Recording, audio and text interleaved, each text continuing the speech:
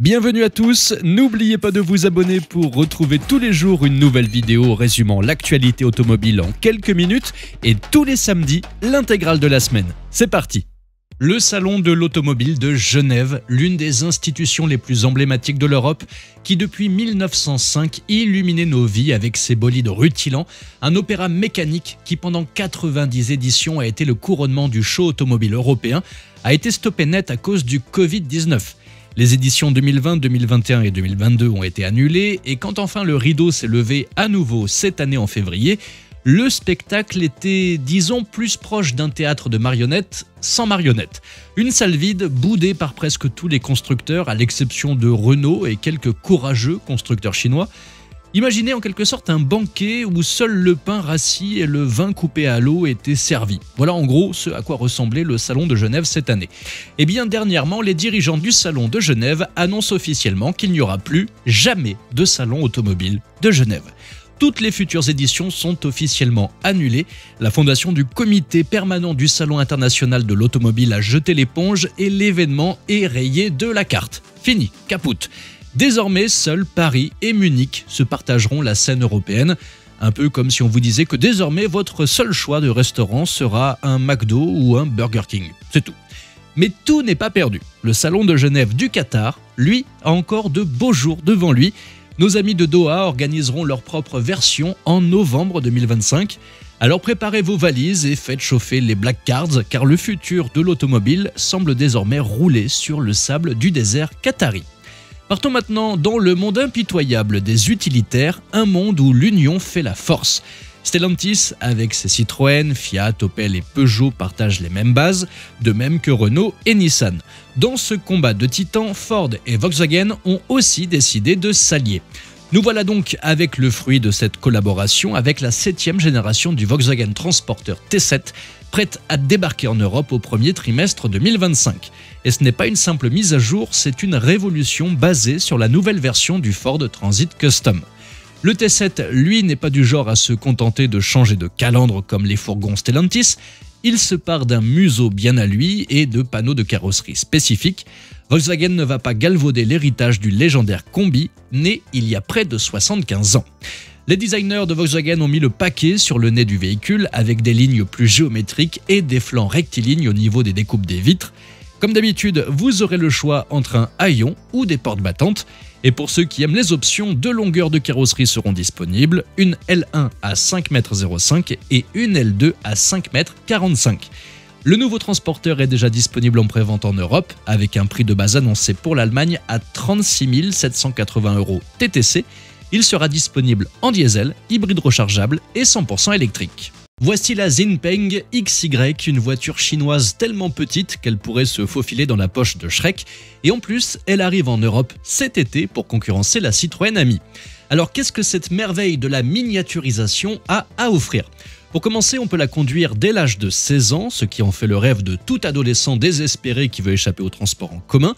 Elle dispose de 4 places et est équipée de tout ce dont vous pourriez avoir besoin, et même ce dont vous n'avez pas besoin.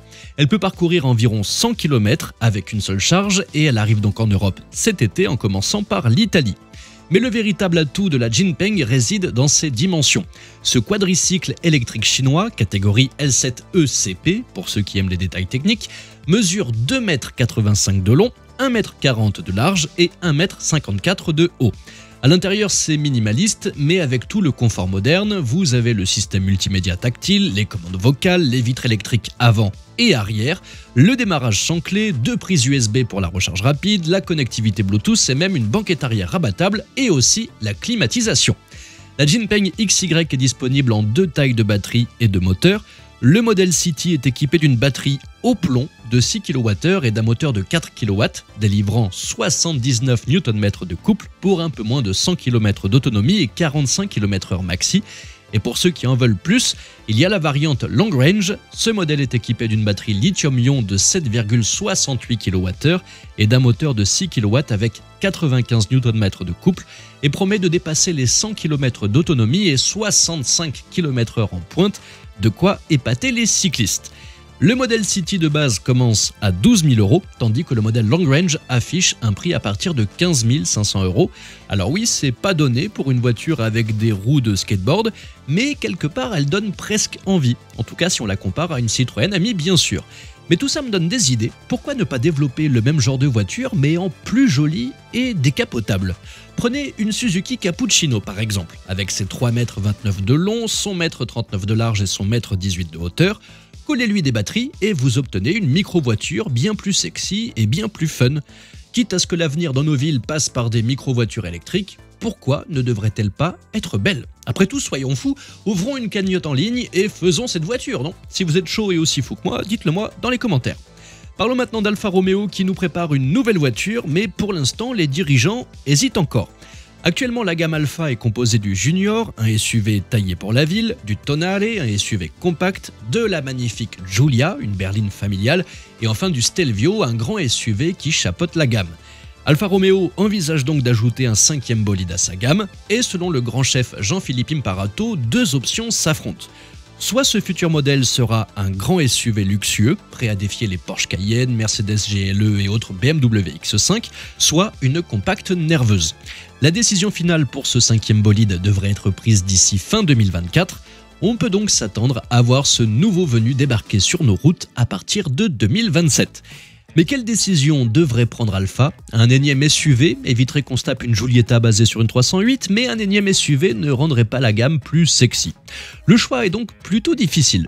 Aujourd'hui, nous parlons de la Fiat 500i, cette adorable petite citadine électrique qui, hélas, semble être en train de prendre une gamelle monumentale. Imaginez, vous avez une voiture qui attire tous les regards avec son design irrésistible, mais qui finit par se vautrer comme une diva sur la glace. C'est ça, la Fiat 500i. Tout le monde l'adore pour son look, mais quand il s'agit de sortir le carnet de chèques, c'est une autre histoire. Les ventes chutent à un rythme effrayant. Stellantis avait des rêves de grandeur, imaginant écouler 100 000 unités cette année. Et bien après une chute de production de 51% rien que sur le premier trimestre, ces rêves sont désormais bons pour la poubelle. Le résultat, c'est que l'usine de Mirafiori en Italie doit fermer ses portes encore une fois, parce que la demande est aussi molle qu'un soufflet raté. Cette fermeture va durer 3 mois entiers jusqu'à la rentrée de septembre et c'est un coup dur pour les 1200 salariés de l'usine qui vont se retrouver à faire du tricot en chômage partiel. Stellantis réfléchit sérieusement à remettre un moteur thermique sous le capot de la 500 pour faire grimper la production à environ 200 000 exemplaires par an parce que franchement les ventes de voitures électriques sont en train de stagner partout en Europe. Il parle aussi d'équiper la 500 électrique de batteries LFP moins coûteuses pour faire baisser le prix de vente, car pour l'instant, la 500i a un prix de départ au-dessus de 30 000 €.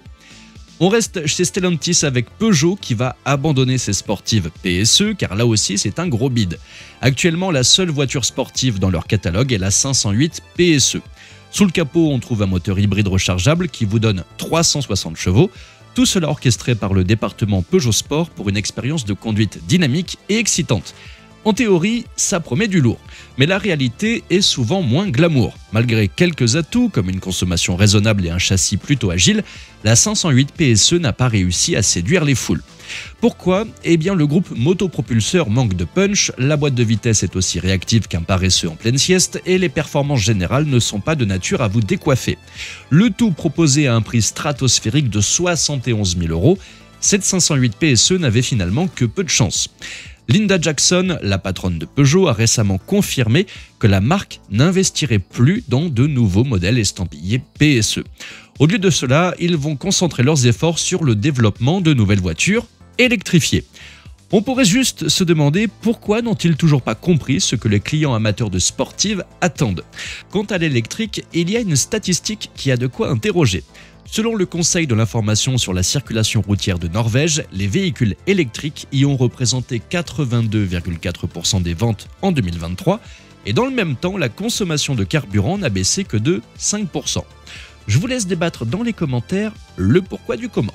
Avant de terminer cette vidéo, j'ai une astuce pour vous faire économiser de l'argent sur votre assurance auto en 2024, environ 380 € par an d'économie et ça ne vous prendra que 2 minutes top chrono.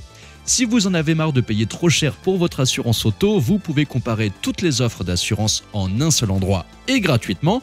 Alors je vous vois déjà venir avec vos inquiétudes, du genre si c'est pour qu'on m'appelle tous les 4 matins, c'est pas la peine. Eh bien sachez qu'on ne vous appellera pas tous les 4 matins, et puis au pire, si vous avez peur de ça, vous n'avez qu'à mettre le numéro de téléphone de votre ex, ça l'occupera 5 minutes. De toute façon, le comparateur est totalement gratuit et ne vous engage en rien, il vous permettra simplement de faire des économies et ainsi couvrir de cadeaux votre nouvelle copine qui est justement bien plus sympa que votre ex. Vous trouverez le lien dans la description et dans le premier commentaire épinglé juste sous la vidéo. Merci à tous d'avoir suivi cette nouvelle vidéo. N'hésitez pas à vous abonner, à activer la cloche des notifications pour être sûr de ne rien louper, liker, partager et vous pouvez également venir nous rejoindre sur notre compte TikTok. Ciao!